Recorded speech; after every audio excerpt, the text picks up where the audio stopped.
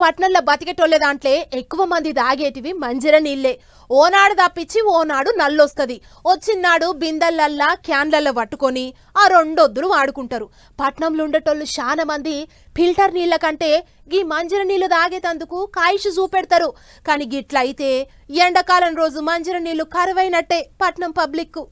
నీళ్లు గేట్లకేంచి కిందికి దుంకుతుంటే చూసి వరద గట్టిగా నూక్కోచుడుతోని గేట్లు లేపి నీళ్లను కిందికి ఇడుస్తున్నారేమో అనుకునేరు.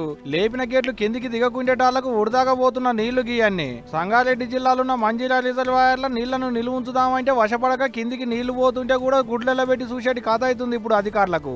నిన్న మొన్నటి దానిక వానలు దంచుడుతోని సింగూరు ప్రాజెక్టుకేంచి బొచ్చెడు వరద నూక్కొచ్చింది మంజీరా రిజర్వాయర్ కు.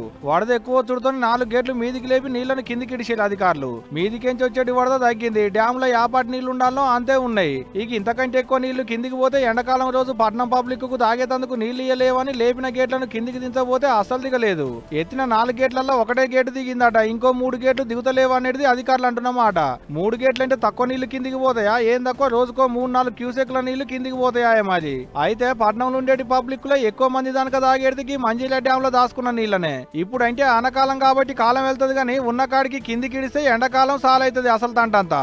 అందుకనే నిపుణులను పిలిపించి ఆ గేట్లను కూడా మూసేటి ఉపాయం చేసిరు కానీ వాళ్ళతో కూడా కాలేదు పాపం. మరి చూడాలే మంజీరా డ్యామ్ లో ఉన్న నీళ్లను కిందికి పోకుండా ఎట్ట ఆపుతారో, ఎండాకాలం పట్నం పబ్లిక్ తాగేతందుకు నీళ్ల కోసం లేకుండా ఎట్ట చేస్తారో అనేది. కానీ ఇప్పుడు కనుక నీళ్లను కిందికి పోకుండా ఆపకుంటే ఎండాకాలం పబ్లిక్ తాగేతందుకు నీళ్లకు తిప్పలవుడైతే పక్కానబ్బా.